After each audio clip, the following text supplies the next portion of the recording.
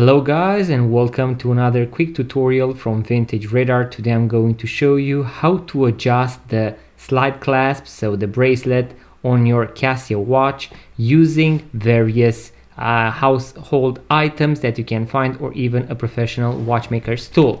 So as you can see, we have this Casio watch that you can find it on various models out there. So most of these bracelet Casio watches are going to have this type of clasp. So you will be able to use a knife. So the tip of the knife, you are going to insert it right here inside this hole where we have the arrow. We are going to lift up this flap, and then we are going to slide it up and down, and then we are going to close it back in after we are happy with the sizing.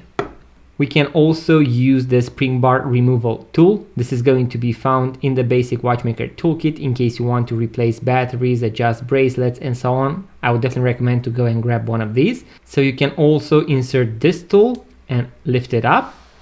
Then we have the flat screwdriver that is going to work just fine, as you can see, very easy. And lastly, in case you do not have any of these, you can even use a fork. I would definitely recommend, as I mentioned, to have the basic watchmaker toolkit, but nonetheless, open it, slide it, close it back in, and voila, you are done.